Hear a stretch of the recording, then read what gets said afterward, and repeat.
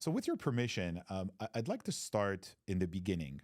And I mean the literal beginning, namely the beginning of the universe. For a long time, scientists believed that the universe had just been around forever. When evidence of the Big Bang started accumulating in the early to mid 20th century, it took scientists a long time to accept it because the whole notion of the universe having a beginning seemed too close to the premise of religions.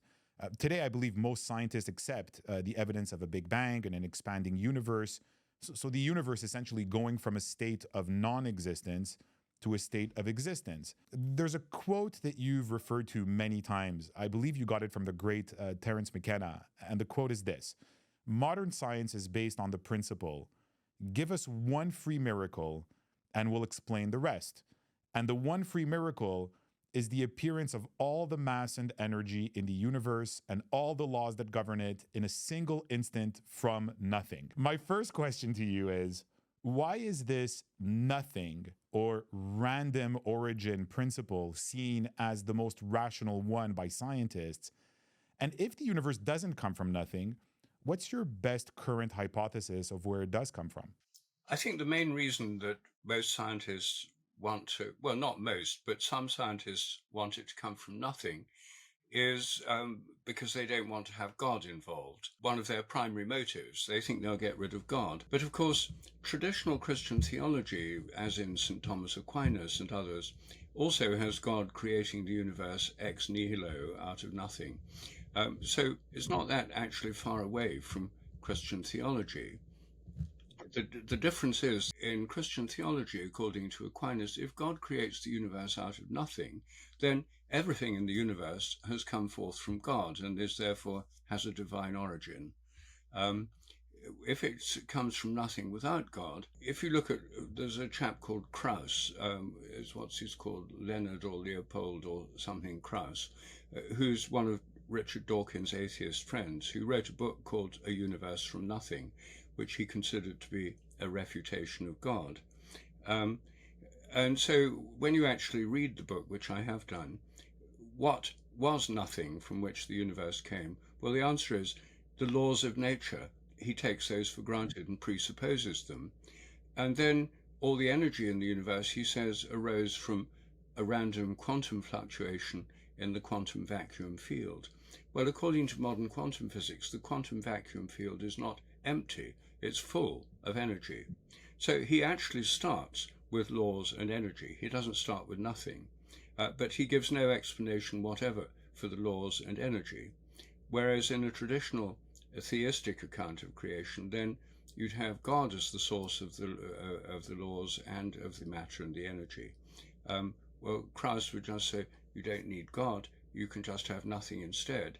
But then, of course, he has the problem that all materialists have of explaining consciousness, because his aim is to get rid of consciousness from the whole universe. It's just impersonal laws and mindless matter and energy. So then he falls into the same problem as other materialists. How come we're conscious? We ought not to be. Whereas the advantage of the God hypothesis is that consciousness comes first, and therefore it's not surprising that consciousness turns up in the universe, at the very minimum in our own brains, and probably very much more widespread. And it's funny because it's almost like in this train of thought, we go from nothingness or randomness straight to these ironclad laws of nature, skipping the hypothesis of, let's say, something like an intention or something like design. These laws of nature would have had to be, and I'm just pushing a little bit on the notion that randomness is the most rational hypothesis when it comes to metaphysics, because science does accept the fact that we do have these very precise laws and they are what they are and they are not something else. Don't you find that there is a little bit too quick of a jumping from nothingness to absolute perfect laws? Yes, and the reason for it is historical. In the 17th century, when modern science got going, the founders of modern science were all Christians, Newton, Descartes, Leibniz, and Galileo, and so on. And they thought that the laws of nature were ideas in the mind of God. They thought of God as a kind of engineering God who designed the universe as a machine, imposed the laws of nature, fine-tuned them so they were just right for this planet, then, as it were, pressed the start button, and then nature went on more or less automatically. That was their view. So they had a kind of view of God as an engineer and a mathematician external to the universe. The laws of nature were immortal, immutable, omnipresent, omnipotent, etc., because they were part of God's nature. They partook in the nature of God. So when in the 19th century materialism and atheism became so predominant within the sciences, they just simply rubbed out God, and they left free-floating laws of nature, which are a kind of relic of 17th century theology. And this became a sort of built-in habitual assumption to science. And it's actually rather an embarrassing one for proponents of the Big Bang, because when they assume the laws of nature are all fixed and have never changed, the question arises, why are they exactly right for life to appear on Earth? So one group of theoreticians say, well, there must be a kind of old-style deistic engineering God who fine-tuned the laws of nature so they were exactly right for life on Earth. And the other lot say, well, there's no such thing as God, so how we explain it is to say there are trillions, quadrillions of actual universes, and we can only know the one that's just right for us, and all the others actually exist. And when I asked one of the proponents of this view, Lord Rees, who was president of the Royal Society here in Britain, and Astronomer Royal and Master of Trinity College, Cambridge, how he could adopt a theory that had not a shred of evidence and seemed like the ultimate violation of Occam's razor, the principle that you should have the minimum number of explanatory principles.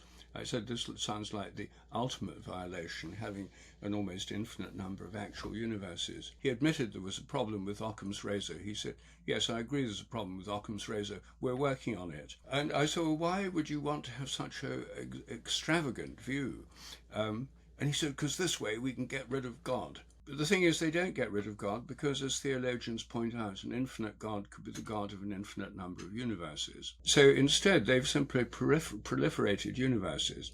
But this whole debate, whether there's a universe with a fine-tuning external mind, or whether there's an indefinite number of actual universes, evaporates like the morning dew in the sunlight if you drop the idea of eternal laws of nature. And that's, of course, what I do in my idea of morphic resonance, seeing the regularities of nature as more like evolving habits.